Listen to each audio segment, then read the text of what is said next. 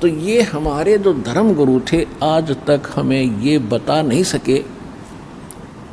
और हमारे सदग्रंथों में विद्वान, कमाल की बात ये है जो हमारे सिलेबस में लिखा है और हमारे टीचर हमें पढ़ा रहे हैं कि ये बुक स्रोधार्य है और ये सिलेबस आपका, और मैं इसी से पढ़ा रहा हूँ। तो हमने उनको पढ़ा भी होगा तो हमारी समझ में नहीं आया, क्योंकि हमारे पास वो सत्य ज्ञान नहीं था जो गॉड गिवन है।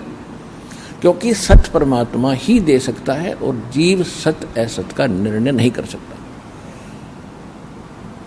और फिर देवी पुराण के अंदर वही सचित्र मोटा टाइप गीता प्रेस गोरखपुर से प्रकाशित के 414 पृष्ठ पे Vyas ji, writer of the Vedas, writer of Shrimad Bhagavad Gita, writer of Puranas, इन सब का लेखक है वेद व्यास जी। और वेद व्यास जी बता रहे हैं कि सतयुग में ब्राह्मण वेद के पूर्ण विद्वान होते थे और वो दुर्गा जी की पूजा करते थे। खाक वेद के विद्वान थे जो वो दुर्गा की पूजा करते थे। और ये मंदिर उन्होंने ही बनवाए हैं दुर्गा जी के। दुर्गा मीन माया के पुजारी थे, वह माया के पुजारी दुर्गा के। और उसी देवी पुराण के 7वें स्कंद में हिमालय राजा को ब्रह्म स्वरूप का ज्ञान कराते हुए वो क्या बताती है कि हे राजन, मेरी भक्ति करेगा तो इतना ही लाभ होगा। अब मैं तुझे ब्रह्म के बारे में जानकारी देती हूँ और उस ब्रह्म का एक ओम मंत्र है, उस ओम मंत्र का जाप कर ब्रह्म प्राप्ति उद्देश्य रख, तेरा कल्याण हो जाएगा। और वो ब्रह्म लोक में रहता है, तुम वहां चले जाओगे, तुम्हारा कल्याण हो। अब देवी तो कह रही है ब्रह्म की पूजा करो और हमारे ऋषि कह रहे हैं कि वेद के ब्राह्मण, हमारे जो धर्म गुरु थे सतयुग में ब्राह्मणों से ही चला हमारा धर्म गुरु, यही रहे इस पूरे विश्व के। और ये कह रहे हैं दुर्गा की पूजा करो। हर वेद के विद्वान थे, वेद में है कहीं दुर्गा के एक अक्षर दिखा दो दुर्गा की पूजा का होता। तो एक खाक विद्वान थे। वेद पढ़ने पर भेद ना जान ये बच्चे पुराण 18, और पत्थर की पूजा करें और भूल गए सिरजनारा। ये सूक्ष्म वेद भगवान ने बताया, उस ज्ञान में लिखा है जो सत्य ज्ञान है। फिर क्या बताया है कि दुर्गा कह रही है कि ब्रह्म की पूजा करो। और ब्रह्म क्या कह रहा है? ब्रह्म क्या कह रहा है? गीता अध्याय नंबर 8 के श्लोक 13 में गीता ज्ञानदाता ये ब्रह्म है, श्री कृष्ण में प्रवेश करके बोलता है। ये ऐसे ही छल करता है जैसे विष्णु पुराण में आपको बहुत बार दिखाया है। एक बार देवताओं का राक्षसों का युद्ध हो गया, राक्षस जीत गए, देवता हार गए। देवता ने जाके फिर कहीं एकांत स्थान पर छुप छाप कर भगवान की प्रार्थना की। ये काल विष्णु रूप धारण करके उनके सामने प्रकट हो गया और इसने कहा कि आप, मैंने जो तुम्हारी मन की बात है वह जान ली, आप जाओ और एक पुरिंजय नाम का अक्षत्रिय राजा है, उसको युद्ध के लिए अपने पक्ष में खड़ा कर लो और देवताओं को साथ कर लो और राक्षसों को ललकारो। मैं उस पुरिंजय के शरीर में प्रवेश करूंगा और राक्षसों को मार दूंगा। ये गीता प्रेस गोरखपुर से प्रकाशित विष्णु पुराण के 3 अध्याय में और 233 पृष्ठ पे है। फिर 242 पृष्ठ पे इसी अध्याय में फिर क्या लिखा है? एक बार गंधर्वों का और नाग कुल वाले व्यक्तियों का आपस में युद्ध हुआ तो गंधर्व जीत गए और नाग गोत्र वाले जो नाग कुल के थे वह पराजित हो गए। तो इन्होंने फिर भगवान की स्तुति की। फिर ये काल फिर प्रकट हो गया इनके सामने विष्णु रूप धारण करके। इसने कहा कि तुम जो मानधाता का पुत्र है पुरकुत्स, उस पुरकुत्स ने या तैयार करो युद्ध के लिए। अपने पक्ष में खड़ा कर लो, फिर मैं उसमें प्रवेश करूंगा और फिर गंधर्व न मार दूंगा, नाश कर दूंगा। ऐसा ही कर दिया। तो इसने गीता अध्याय नंबर 7 के श्लोक नंबर 24 और 25 में, गीता अध्याय नंबर 4 के श्लोक नंबर 5 और 9 में इसने क्या कहा कि अर्जुन, तेरे और मेरे बहुत जन्म हो चुके, तू नहीं जानता, मैं जानता हूं। और 9 में क्या कहा, चौथे अध्याय के 9वें श्लोक में, कि मेरे कर्म अलौकिक हैं, जन्म और कर्म।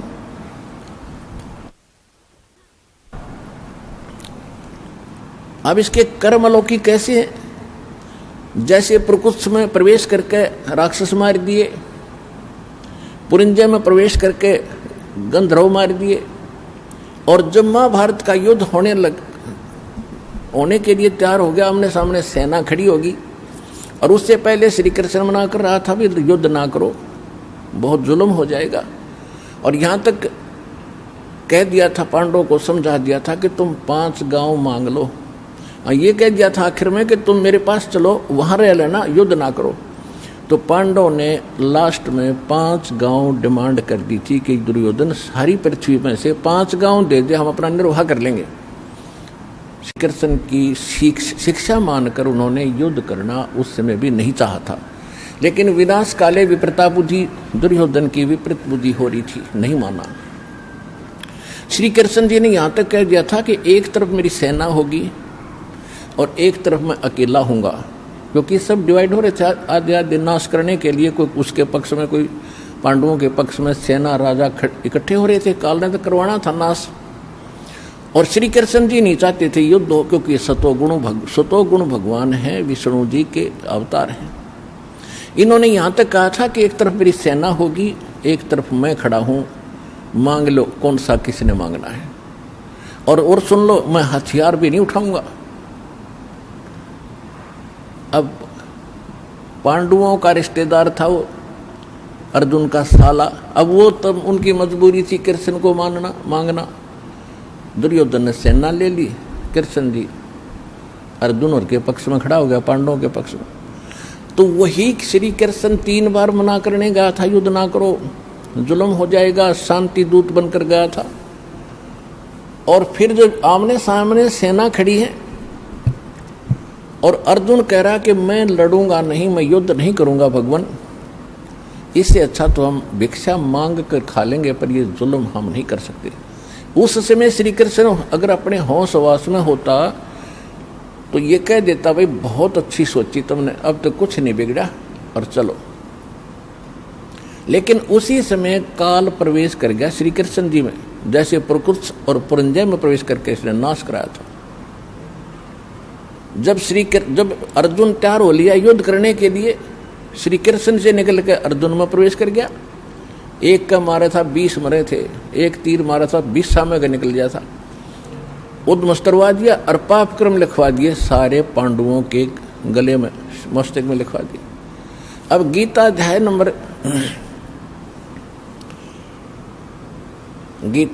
नंबर 7 के श्लोक 24 और 25 में ये स्पष्ट कर देता है कि मैं अव्यक्त रहता हूं, मैं कभी किसी के सामने प्रकट अपने वास्तविक रूप में समक्ष नहीं आता, मैं अपनी योग माया से छुपा रहता हूं। और ये जो सामने देख रहे हैं मुझे कृष्ण मान रहे होंगे, क्यों कृष्ण में बोल रहा था, कृष्ण जी का स्पीकर यूज कर रहा था, मुख। तो ये जो सभी जो मनुष्य सामने खड़े हैं, ये मुझ अव्यक्तम माम अव्यक्तम व्यक्तिम आपनम मनन्ते अबुदा, ये बुद्धिहीन लोग मुझ अव्यक्त को व्यक्तिम आपनम यानी व्यक्ति रूप में, श्री कृष्ण रूप में आया हुआ मान रहे हैं। मैं कृष्ण नहीं हूं, ये मेरा अटल और अनुतम अवय सिद्धांत है। अनुतम माने घटिया, अवय माने अटल अविनाशी, ये सदा बना रहेगा। तो अनुतम क्यों है कि अब माता पिता या कोई पिता अपने पुत्रों से गुप्त रहता है, उसमें कोई दोष है, वैसे रहा करे दूर। जैसे आम आदमी का करें भाई कोई गलती हो जाए तो भाई मैं तो मुंह दिखाने जोगा नहीं रहा, तो ये मुंह दिखाने जोगा नहीं रह रहा, इसने ऐसी गलती कर रखी है। और ये 1 लाख मानव श्रीधारियों को खाता हमें और पालता है, ब्रह्मा जी के द्वारा पलवाता है, विष्णु जी हमें यहाँ रोक के रखता है, और शिव जी काट के 1 लाख को वहाँ भेज देता, कारण कुछ भी बनाता है। ये तीनों भी दुखी हैं इसके इस कृत्य से, लेकिन ये इसके विवश है। अब जो प्रसंग चल रहा है हम उसी पर आते हैं। तो ये क्या कहता है, जो गीता ज्ञान दे रहा है, गीता अध्याय नंबर 11 के श्लोक नंबर 32 में स्वयं कहता है कि मैं काल हूं अर्जुन। और अर्जुन पूछ रहा कि हे महानुभाव आप कौन हो? कृष्ण जी का तो कृष्ण जी तो अर्जुन के साले थे, और साले को नहीं पहचान रहा, आप कौन हो? मैं आपको पहचान नहीं पा रहा हूं। तब इसने कहा कि मैं काल हूं और अभी परिवर्त हुआ हूं, अभी आया हूं मैं, और तू ना लड़ेगा तो भी मार डालूंगा इन सबको, ये सब मैंने मारने हैं।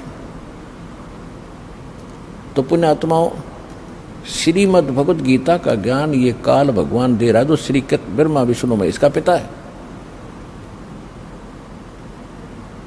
और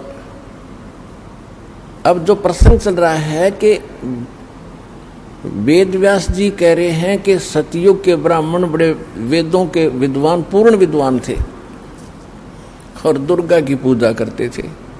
दुर्गा कह रही है कि ब्रह्म की पूजा करो। अब ब्रह्म क्या कह रहा है? अब ब्रह्म क्या कह रहा है? ब्रह्म कह रहा है कि गीता अध्याय नंबर 2 के श्लोक 12 में, गीता अध्याय नंबर 4 के श्लोक 5 और 9 में, गीता अध्याय नंबर 10 के श्लोक नंबर 2 में प्रथम तो स्पष्ट कर देता है कि अर्जुन तेरे और मेरे बहुत जन्म हो लिए, तू नहीं जानता मैं जानता हूं। मेरे कर्म और जन्म अलौकिक है। सिद्ध हो गया कि ये तो नाशवान है।